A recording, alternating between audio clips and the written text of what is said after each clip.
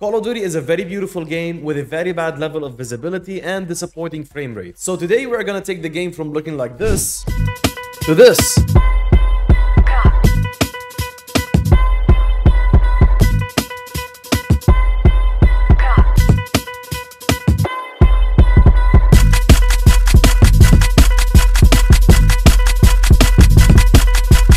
And we're gonna make sure that you are juicing the maximum amount of frames from your PC. And now for the best Nvidia control panel settings. We're gonna go to the bottom right of your PC, go to the Nvidia logo, right click on that, and click on Nvidia control panel. We're gonna start with the 3D settings. We're gonna make sure that it's on the use the advanced 3D image settings.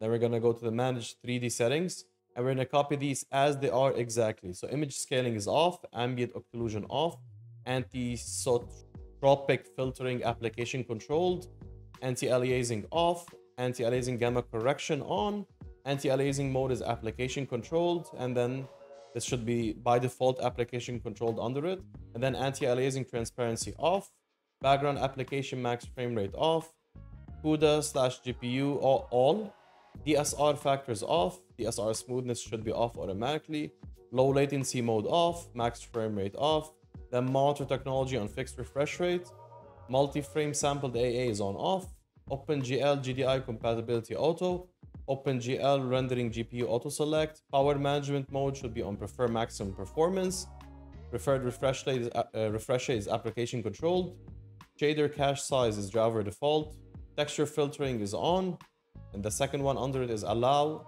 then high performance, and the last textural filtering is going to be on as well. Then we have threaded optimization, we put it on, triple buffering is off, vertical sync, use the 3D application settings, then virtual pre-rendered frames is on 1, then off, and then auto. Then we're gonna go to configure sound and make sure that your processor is the GPU that you use, because I've seen some people that are using their CPU and they don't even know it. And now we're gonna go for change resolution. Make sure that you're using your max refresh rate based on what your monitor refresh rate is. Just go to this area and make sure that it's on the right one. If you're under the Ultra HD category and you can't use your max refresh rate, just scroll down, go to the PC, pick the resolution you want, and click the frame rate you want, and press apply. Now we're gonna go to adjust desktop color settings. We're gonna make sure it's on all channels. We're gonna put the brightness on 55, contrast on 60, gamma is on 1. Digital vibrance, for me, it's on 75. Some people might like it a bit more or less, that's up to you. All right, and now for the best graphics settings, so you can have the best visibility of your enemy and get the highest frame rate possible. We're gonna go over to graphics and then display. Make sure your display mode is on full screen exclusive, especially if you're on one monitor. I'm on 3 monitors and I have to go between them all the time. That's why I have to use full screen borderless to make the experience way smoother.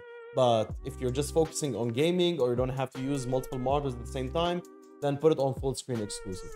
Aspect ratio is automatic. Display gamma is on 2.2 sRGB. As for the brightness, they do tell you to lower it until the middle logo is barely visible. But when I tried playing the game like that, I didn't like how it looks, so I kept it as it is on 65. But that's just preference for everybody. Depends on how it looks on your screen. Constrained mouse to game window is off. And if you have a Nvidia GPU, make sure that you have Nvidia Reflex low latency on plus boost. Then the VSync is off, and the custom frame rate, depending on your screen's refresh rate, you put it out like that. And the focus mode is on 0. As for HDR, make sure that is off. And now we're gonna go for quality. Render resolution, make it on 100. Anything below that will make everything blurry. Anything above that will make it a little bit sharper and nicer to look at, but it's gonna put a lot of stress on your GPU, which means you're gonna end up losing a lot of frames. Dynamic resolution off. Upscaling or sharpening, make sure it's on Fidelity FX CAS, and then you click on show more and put it on 100. VRAM scale target on 90. Variable rate shading on off. Texture resolution on very low.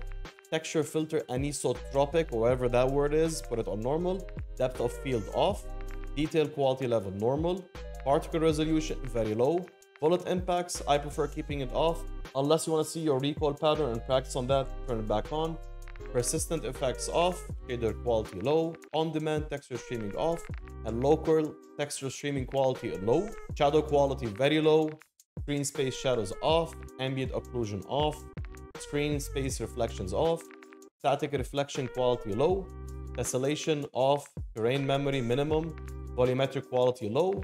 Deferred physics quality off. Weather grid volumes off. And water quality on off. Now for the view category, let's start with the bottom part first. World motion blur off. Weapon motion blur off. film grain on 0. First person camera movement and third person camera movement make it at least on 50%. And the rest, they don't matter. I don't play third person. Now for the field of view, it's all down to you and how you feel about it. Some people like it on 120, but the downside about that is everything in the middle becomes sometimes way too small to notice. So I see people using 105 or like me 110. It's like a sweet spot that gives the best of both worlds. Now the ADS field of view make that affected to reduce visual recoil. Weapon field of view wide, that way it'll make your weapon look smaller on the screen and you're able to see more stuff on the map around you. Third person field of view, it's up to you, and that's it. Hey guys, quick message here. Sledgehammer is addressing the change in the slide cancel because during the beta, it was way better than how it is right now with the full release. It actually did its job back then. Right now, once you slide cancel, you can't tag sprint again. So as soon as this issue is resolved, I'll be making the Modern Warfare 3 and Warzone 3 full movement guide. And if you watched the last one, you know how important and how epic it is. So make sure to hit that like and sub button and turn on your noties. Alright, and now for the most important part, the Nvidia filters, which will help you see the darkest skins and the darkest corners and make the game look beautiful. Just a small disclaimer, using the Nvidia filters will make you lose anywhere between 5 to 10 frames, but with the settings that we just applied before in this video, you're already gaining way more than that. First thing we need to do is need to go to the Nvidia GeForce experience and make sure you have the open in-game overlay option. If you don't have that, you go to settings and you make sure that the in-game overlay option here is turned on. Once you do that, by default, it should be Alt-Z for you to activate the overlay. For me, I use a different shortcut. And then we're gonna go to game filter. This is how the game looks like when it's off, and this is how it's gonna look like when we're gonna apply these filters. So the filters that you're gonna be using is color and detail. In this case, it doesn't matter which one is above the other, but for different games and different situations, that might take effect. But for now, it doesn't matter if they're above or below. So we're gonna start with color. Color intensity is gonna be, tint color is on 0, tint intensity is on 0, temperature is gonna be on 0, 0.5 to up to 10. That's also preference, and I'll get to the important reason of the word preference at the end because there's something really important to know about. As for vibrance, I like to keep it between 20 and 30. As for the details, sharpen is on 0, bloom is on 0, clarity is on 100%. As for the HDR toning, this is where the preference starts. HDR will make the dark spots in the map more visible. As for sharpening, it will make everything brighter and more visible. So you even see the bright spots becoming brighter and sharper. As for the HDR, it will focus more on the dark corners of the map first, and then it will boost everything else. So I like to keep it at a nice 40%. Now, the reason I'm saying you want to go for these numbers but not 100% the same is because your monitor is different than my monitor most likely. So even now, the way I'm seeing the game and how you're seeing it in this video is going to be completely different. That's one. Two, each monitor will have its different color accuracy. So these are the filters that you should use, and these are the numbers that should be around. If you want to go above a bit or below a bit, that's totally fine as long as you make sure that bloom is on 0. That's really important to put, and clarity is on 100%. Everything else, you can mess with it a bit, how you like it and how you want it.